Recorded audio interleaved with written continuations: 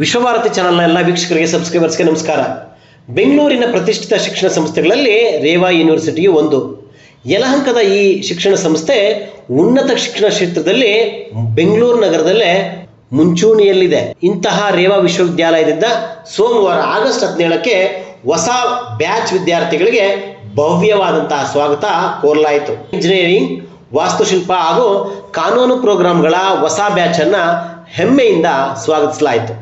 ಕ್ಯಾಂಪಸ್ನಲ್ಲಿ ನಡೆದ ರೇವಾ ವಿಶ್ವವಿದ್ಯಾಲಯ ಅಪ್ಲಿಂಕ್ ಕಾರ್ಯಕ್ರಮದಲ್ಲಿ ಮೇಲಿನ ವಿಭಾಗಗಳಿಗೆ ಸೇರಿದ ಸಾವಿರಾರು ವಿದ್ಯಾರ್ಥಿಗಳಿಗೆ ಹೊಸ ಅಧ್ಯಾಯದ ಆರಂಭಕ್ಕೆ ಮುನ್ನುಡಿಯನ್ನು ಬರೆಯಲಾಯಿತು. ಇದು ಕಲಿಕೆ, ನಾವೀನ್ಯತೆ, ನಾಯಕತ್ವ ಹಾಗೂ ಉದ್ಯಮಶೀಲತೆಗೆ ಪ್ರಾತಿನಿಧ್ಯ ನೀಡುವ ವಿಶ್ವವಿದ್ಯಾಲಯದ ಸಮೃದ್ಧವಾದ ಅನುಭವಕ್ಕೆ ನಾಂದಿ ಎನ್ನಬಹುದು. ಇದು ವಿಶ್ವವಿದ್ಯಾಲಯದ ಉದ್ಯಮಕ್ಕಾಗಿ ಶಿಕ್ಷಣ, ಎಜುಕೇಷನ್ ಟು ಎಂಟರ್ಪ್ರೈಸ್ ಸಿದ್ಧಾಂತದ ಮೂಲಕ ವಿದ್ಯಾರ್ಥಿಗಳ ಭವಿಷ್ಯಕ್ಕೆ ಸಿದ್ಧರಾದ ವೃತ್ತಿಪರರನ್ನ ಪೋಷಿಸುವ ಬದ್ಧತೆಯನ್ನು ಪ್ರತಿಬಿಂಬಿಸುತ್ತದೆ ಎನ್ನಬಹುದು. ರೇವಾ ವಿಶ್ವವಿದ್ಯಾಲಯದ ಕುಲಪತಿಗಳಾದ ಡಾಕ್ಟರ್ ಪಿ ಶಾಮರಾಜುರವರು ಸಮಾರಂಭದ ಅಧ್ಯಕ್ಷತೆ ವಹಿಸಿ ಮಾತನಾಡಿ, ವಿದ್ಯಾರ್ಥಿಗಳಿಗೆ ದೊಡ್ಡ ಕನಸು ಕಾಣುವ ಜೊತೆಗೆ ಅವರ ಬೆಳವಣಿಗೆಗೆ ಸುರಕ್ಷಿತ ಮತ್ತು ಪೋಷಣೆ ನೀಡುವ ಸ್ಥಳವನ್ನು ಖಚಿತಪಡಿಸುವ ಸಮಗ್ರ ಶೈಕ್ಷಣಿಕ ವಾತಾವರಣವನ್ನು ನಿರ್ಮಿಸುವುದು ನಮ್ಮ ಬದ್ಧತೆ ಮತ್ತು ಅದನ್ನು ನಾವು ತೋರಿಸ್ತೀವಿ ಎಂದರು.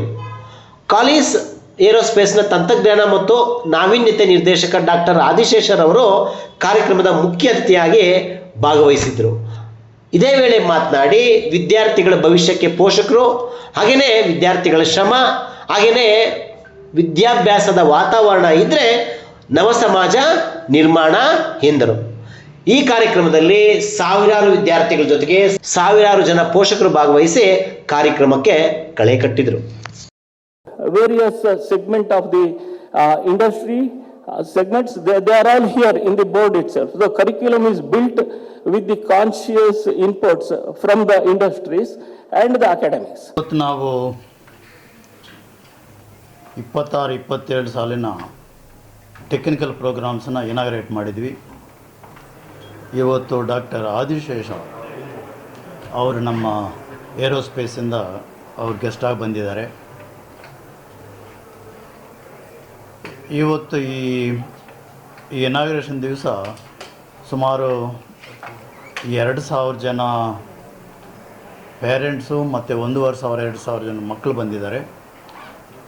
ಇನ್ನೂ ಕೆಲವರು ಬರೋದಿದೆ, ಯಾಕಂತಂದರೆ ಈಗ CET 2ನೇ ಸುತ್ತು ಇನ್ನೂ ಕಂಪ್ಲೀಟ್ ಆಗಿಲ್ಲ. ಅದರಿಂದ ನಾವು ಈಗ ಆ ಸ್ಟೂಡೆಂಟ್ಸ್ ಕೂಡ ಬರೋ ತನಕ ಇಲ್ಲಿ ಇವತ್ತು ಯಾರು ಇಲ್ಲಿ ಬಂದಿದ್ದಾರೆ ಅವ್ರಿಗೆಲ್ಲ ಓರಿಯೆಂಟೇಷನ್ ಕ್ಲಾಸಸ್ ಸ್ಟಾರ್ಟ್ ಮಾಡ್ತೀವಿ. ಈಗಿನ ಪರಿಸ್ಥಿತಿಯಲ್ಲಿ ಮಕ್ಕಳನ್ನ ಎಂಗೇಜ್ ಮಾಡಿರೋದೇ ಪೇರೆಂಟ್ಸ್ಗೆ ತುಂಬ ಕಷ್ಟ ಆಗಿರುತ್ತೆ. ನಾವು ಅದಕ್ಕೇನು ಆದಷ್ಟು ಬೇಗ ಸ್ಟಾರ್ಟ್ ಮಾಡಿ ಇನಾಗ್ರೇಟ್ ಮಾಡಿ ಮಕ್ಕಳನ್ನ ಎಂಗೇಜ್ ಮಾಡಿ ಇರೋಣ ಅನ್ನೋ ಉದ್ದೇಶದಿಂದ ನಾವು ಇವತ್ತು ಇನಾಗ್ರೇಟ್ ಮಾಡಿದ್ವಿ. ಪ್ರತಿ ವರ್ಷ ಕೂಡ ನಾವು ಇನಾಗ್ರೇಷನ್ ಮಾಡಬೇಕಾದ್ರೆ ಪೇರೆಂಟ್ಸನ್ನ ಬನ್ನಿ ಅಂತ ಹೇಳ್ತೀವಿ. ಆಮೇಲೆ ನಾನು ಸುಮಾರು ಸಲ ಹೇಳಿದ್ದೀನಿ ಕೂಡ, ನಾನು ಆ ಮಕ್ಕಳು ಈಗ 4 ವರ್ಷ ಆದಮೇಲೆ ಪಾಸ್ಔಟ್ ಆಗೋದಕ್ಕೆ ಮೊದಲು ನಾನು ಎಕ್ಸಿಟ್ ಮೀಟಿಂಗ್ಸ್ ಮಾಡ್ತೀನಿ. ಅಂದರೆ ನಾನು ಒಬ್ಬನೇ ಇರ್ತೀನಿ. ಒಂದೊಂದು ಕೋರ್ಸ್ ಅಂದರೆ ಕಂಪ್ಯೂಟರ್ ಸೈನ್ಸ್ ಆದರೆ ಆ ಮಕ್ಕಳನ್ನ ಮಾತ್ರ ಮೀಟ್ ಮಾಡ್ತೀನಿ. ಎಲೆಕ್ಟ್ರಾನಿಕ್ಸ್ನವ್ರನ್ನ ಸಪ್ರೇಟ್ ಮಾಡ್ತೀನಿ. ಯಾವುದೇ ಕೋರ್ಸ್ ಇರಲಿ ಆ ಕೋರ್ಸನ್ನ ಸಪ್ರೇಟಾಗಿ ಮೀಟ್ ಮಾಡೋ ಅಭ್ಯಾಸ ಇದು ನಂದು ವಾಡಿಕೆ. ಅದು ಸುಮಾರು ಇದೊಂದು 12-13 ವರ್ಷಗಳಿಂದ ಇದು ಮಾಡ್ಕೊಂಡು ಬರ್ತಾಯಿದ್ದೀನಿ. ನಾನು ಏನಕ್ಕೆ ಮಾಡ್ತಿದ್ದೀನಿ ಅಂತ ಅಂದರೆ, ಈಗ ಇವತ್ತು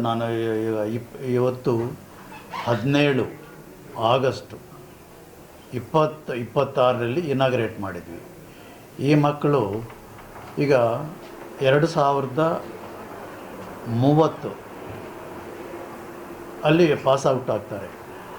ಈ 4 ವರ್ಷ ನಿಮ್ಮ ಜರ್ನಿ ಯಾವ ರೀತಿ ಇತ್ತು, ನಾವು ಇವತ್ತು ಇನಾಗ್ರೇಷನ್ ದಿವಸ ಅಂದರೆ ಇವತ್ತು ಏನೇನು ಪ್ರಾಮಿಸ್ ಮಾಡ್ತೀವೋ ಅದನ್ನೆಲ್ಲ ನಾವು ಡೆಲಿವರಿ ಮಾಡಿದ್ವಾ ಇಲ್ವಾ ಅಂತ ನಾನು 4 ವರ್ಷ ಆದಮೇಲೆ ಕೇಳ್ತೇನೆ.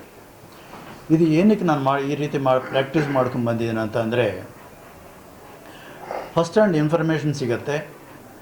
ಯಾವ ರೀತಿ ಅದನ್ನು ಮಾಡಿದಾಗ ಮಾತ್ರ ಇನ್ಫಾರ್ಮೇಷನ್ ನನಗೆ ಡೈರೆಕ್ಟ್ ಸಿಕ್ಕಿದಾಗ ನಾನು ಬೇರೆ ಏನೆಲ್ಲ ಒದಗಿಸ್ಬೇಕು ಮಕ್ಕಳಿಗೆ, ಅಂದರೆ ಫ್ಯೂಚರ್ ಬರೋರಿಗೆ ಅನ್ನೋದನ್ನು ಆ ರೀತಿ ನಾನು ಪ್ರತಿ ವರ್ಷ ಕೂಡ ಎಕ್ಸಿಟ್ ಮೀಟಿಂಗಲ್ಲಿ ಕಲ್ತ್ಕೊಂಡು ನಾನು ಏನೇನು ಬೇಕು ಅದನ್ನು ಮಾಡ್ಕೊಂಡು ಬರ್ತಾಯಿದ್ದೀನಿ. ನನ್ನ ಗುರಿ ಇನ್ನು 5-10 ವರ್ಷಗಳಲ್ಲಿ ನಮ್ಮಲ್ಲಿ ಇಲ್ಲಿ ಓದ್ತಿರೋ ಮಕ್ಕಳು ಅವರು ರೋಲ್ ಮಾಡೆಲ್ಸ್ ಆಗಿ ಹೊರಗೆ ಹೋಗ್ಬೇಕು ಅನ್ನೋದು. ನಾನು ಅದನ್ನು ನಮ್ಮ ಟೀಮ್ ಮುಖಾಂತರ ಮತ್ತು ಇಲ್ಲಿ ಓದೋ ಮಕ್ಕಳ ಮುಖಾಂತರ ಅದು ನಾನು ಅಚೀವ್ ಮಾಡ್ತೀನಿ ಅನ್ನೋ ಕಾನ್ಫಿಡೆನ್ಸ್ ನನಗಿದೆ. ಇದಕ್ಕೆಲ್ಲ ಕೂಡ ಕಾರಣ ಈಗ ನೀವು ಮೀಡಿಯಾದವರು ಅಂದರೆ ನಾವು ಪ್ರಿಂಟ್ ಮೀಡಿಯಾ ಇರ್ಬೋದು, ಡಿಜಿಟಲ್ ಮೀಡಿಯಾ ಇರ್ಬೋದು, ಯಾವುದೇ ಇರಲಿ, ಎಲೆಕ್ಟ್ರಾನಿಕ್ ಮೀಡಿಯಾ ಇರ್ಬೋದು, ಅನ್ನೋ ತುಂಬ ಸಪೋರ್ಟ್ ಕೊಡ್ತಾಯಿದ್ದೀರಿ. ಹಿಂಗೆ ಕೊಡೋದ್ರಿಂದನೇ ಈಗ ನಾವಿಲ್ಲಿ ಕ್ಯಾಂಪಸ್ಸಲ್ಲಿ ತುಂಬ ಮಾತಾಡ್ಬೋದು, ಆದರೂ ಕೂಡ ಇದು ಹೊರಗಿನ ಪ್ರಪಂಚಕ್ಕೆ ಗೊತ್ತಾಗಬೇಕು. ಇವತ್ತು ನಾವು ಹೂಗುಚ್ಚಗಳನ್ನ ಕೊಡೋದು ಬದಲು ನಾವು ಪ್ಲ್ಯಾಂಟ್ಸ್ ಕೊಡ್ತಾಯಿದ್ವಿ. ಇದು ಎಲ್ಲರಿಗೂ ಒಂದೊಂದು ಅಂದರೆ 1 ಸ್ಟೂಡೆಂಟ್ 1 ಪ್ಲ್ಯಾಂಟ್ ಅನ್ನೋ ರೂಲ್ ಇಟ್ಕೊಂಡು ಮಾಡ್ತಾಯಿದ್ವಿ. ನೀವು ಹಿಂದೇನೋ ಕೇಳಿದಿರಿ, ಈಗ ನಾನು ಇಲ್ಲಿ 26-27 ಸಾವಿರ ಗಿಡಗಳನ್ನ ಇಟ್ಟು ಅದನ್ನು ನಾವು ಬೆಳೆಸ್ತಾ ಇದ್ವಿ. ಆದರೂ ಕೂಡ ಅದರಿಂದಾಗಿ ಪೇರೆಂಟ್ಸ್ಗೆ ಕೂಡ ಅದೆಷ್ಟು ಗೊತ್ತಾಗುತ್ತೋ ಅವ್ರಿಗೆ ಎಷ್ಟು ಅವೇರ್ನೆಸ್ ಬರುತ್ತೋ ಗೊತ್ತಿಲ್ಲ. ಆದರೆ ಇವತ್ತು ಹಿಂಗೆ ಈ ಸ್ಯಾಪ್ಲಿಂಗ್ಸ್ ಕೊಡೋದ್ರಿಂದ ಒಬ್ಬೊಬ್ರಿಗೆ ಒಂದೊಂದು ಪ್ಲ್ಯಾಂಟ್ ಕೊಡ್ತಾಯಿದ್ದು, ಅದನ್ನು ತಗೊಂಡಾಗ ಅವ್ರ ಮನೆಯಲ್ಲೇ ಬೆಳೆಸ್ಬೋದು ಅಥವಾ ಇಂಡೋರ್ ಆಗಿ ಉಪಯೋಗಿಸ್ಬೋದು. ಇದ್ರ ಮುಖಾಂತರ ನನಗೊಂದು ಹೆಮ್ಮೆ ನನಗೆ. ಯಾಕಂದರೆ ನಮ್ಮ ರೇವಾ ಯೂನಿವರ್ಸಿಟಿ ಮುಖಾಂತರ ಪ್ರತಿ ವರ್ಷ ಕೂಡ ಒಂದು ಇನಾಗರೇಷನ್ ದಿವಸ ಅಂದರೆ ಒಂದು 6,000 ಗಿಡ ಕೊಡ್ತಾಯಿದ್ದೀವಿ.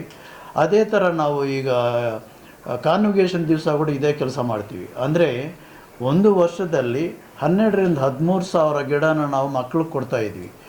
ಅವ್ರಿಗೆ ಇನ್ನೊಂದಷ್ಟು ಪ್ರಮೋಟ್ ಮಾಡಬೇಕು. 13-14 ಸಾವಿರ ಗಿಡ, 50,000, 1 ಲಕ್ಷ, ಲಕ್ಷಗಟ್ಟಲೆ, ಕೋಟಿಗಟ್ಟಲೆ ಗಿಡಗಳು ಆಗಲಿ, ಅಂದರೆ ಈ ಎನ್ವಿರಾನ್ಮೆಂಟ್ಗೆ ಸೇರಲಿ ಅನ್ನೋ ಉದ್ದೇಶದಿಂದ ಮಾಡ್ತಿದ್ದೀವಿ ನಾವು.